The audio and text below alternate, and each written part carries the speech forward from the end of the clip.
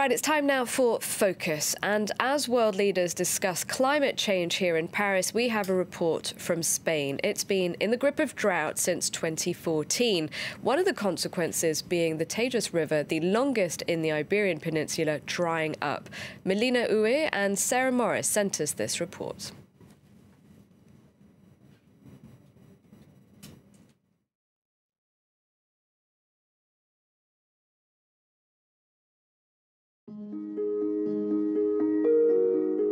"30 years ago here, water stretched as far as the eye could see.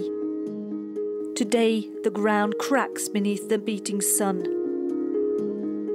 The Tagus is the longest river in the Iberian peninsula. A desperate sight. Francisco Pérez Torrecilla is the mayor of SACEDON, a town on the riverside 100 kilometres east of Madrid. The water should come up to the viaduct, but the reservoir is at 9% of total capacity.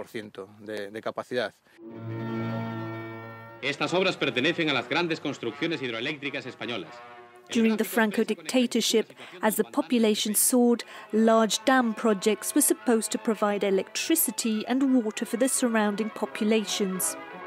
Altro poblado nuevo y riente en las campiñas donde las fuentes inscriben su nota de frescor entre jardines floridos junto a las viviendas. Reservoirs 40 meters high are now reduced to a trickle of water.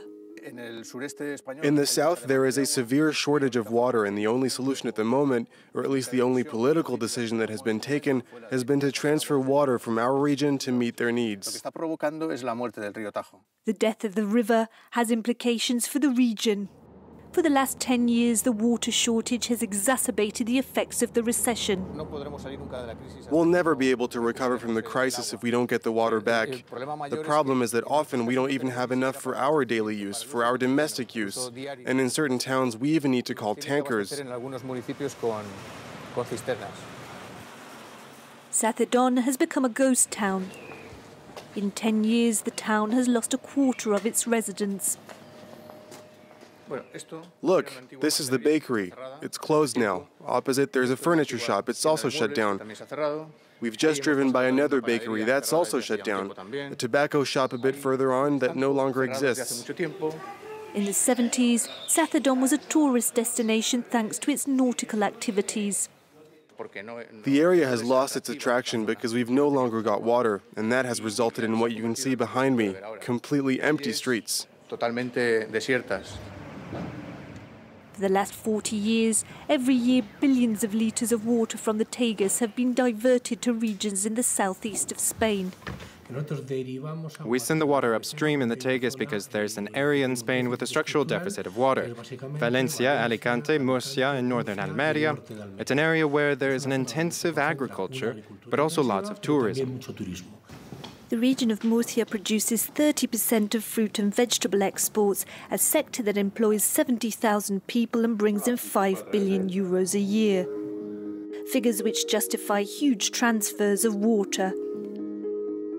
About 100 kilometres west of the Spanish capital in Talavera, the situation is equally alarming. RODRIGO CUBELOS, Olympic kayak champion, no longer recognises the river where he trains. You see up over there, normally there's water flowing under those archways, but now they're practically all on dry land and closed. Because of the lack of water, certain areas of the river are now covered with vegetation. All those small islands have formed because of the weak water flow. The river no longer cleans itself. There's loads of algae building up, look. After a few minutes, we make a stop in the middle of the river. For the last 4 years, we've been able to walk for 400 meters here, with water up to our ankles. Here you can see a few grains of clear sand, but most of this black stuff is sediment formed by water that hasn't been correctly purified and that comes from other cities like Madrid. Because dirty water from all over Madrid flows into the Tagus from more than 6 million residents right along the river, associations and citizens are starting to protest. There are 8 water treatment plants, some that aren't bad, but the problem is that substances are poured in that they can't treat, and that should be diluted in clean water, but all the clean water is diverted south. A complaint was made to the European Parliament in 2012. The future of the Tagus is now in the hands of the justice system. For more on this, I'm now joined in the studio by Jean-Marc Sanchez, a Franco-Spanish lawyer. Hello, thank you very much indeed for coming in. Now, I understand from that report and from what I've been reading this morning that it's not just the drought that's to blame for this situation in Spain with this river drying up. There's been what you could call inadequate water management in Spain for quite a while. Definitely. I mean, it's a long-lasting story since probably the end of the 19th century.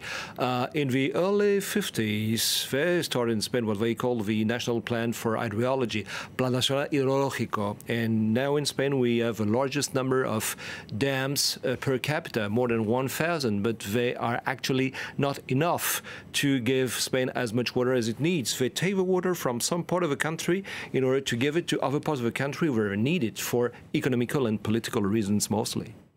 So, let's talk more about these. You mentioned economics, so it's not environmental considerations then driving what's happening in terms of water management? Definitely not. Do you know why you eat strawberries in France in February or even January? Because they're coming from Spain, and they're coming from the same part of Spain, the Huerta de Murcia, which is actually the most growing agricultural part of the country, and they need a lot of water. So this water has been taken out from many large and main rivers, the Tagus, Lebro, and El Guadalquivir, which are the 3 main ones. And this has created large discrepancies between some regions where you don't have enough water, where too many people, compared to other regions, like the region where my family is from, up north in Spain, in Aragon, where you don't have any water at all. So this has created a lot of changes in the way of life and in the economy of these regions, and created differences and discrepancies between the two of them.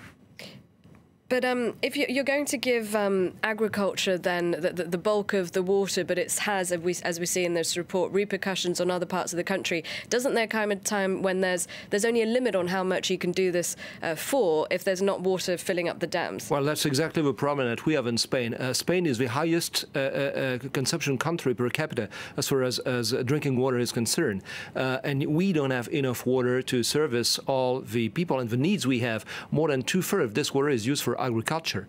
1/3 only goes either to people or industry. So the main issue is how to use the water and for what. And some regions, again, in Spain have been favored against others. And this has created, for instance, in 2014, a major problem in Barcelona. I live between Barcelona and Paris. And there was a big tank boat coming out to Barcelona in order to fill the tanks because we were empty. But the consumption for one day was not enough for that boat. So they have to create the largest desalinized plant in the south of Barcelona, Castelldefels.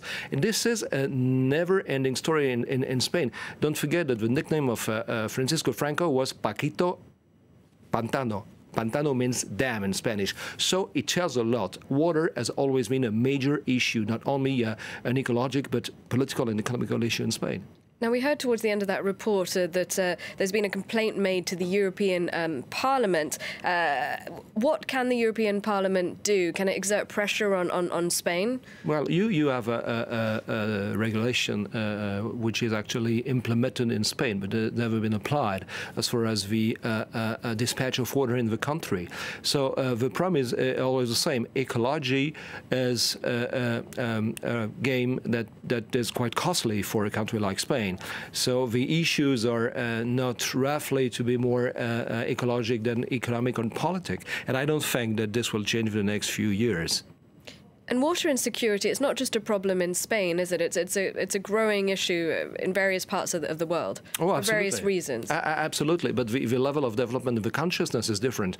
I mean, ecology is a sport of rich people, and Spain is not a rich country to that respect. Water is definitely something that we need in Spain, and we don't have enough. The problem is that, for instance, in cities like Zaragoza, the night and day consumption is approximately equal because the Alcantarilla, the pipe system, is so old and so badly staged that it's leaking all the time. So yes, we will need to make efforts, but we need more money for that. And who is actually ready to pay more for the water that's supposed to be free wealth of the world? All right, thank you very much indeed for coming in for today's Focus, Romarc Sanchez. Thank you for watching. I'll be back at the top of the hour. Stay tuned.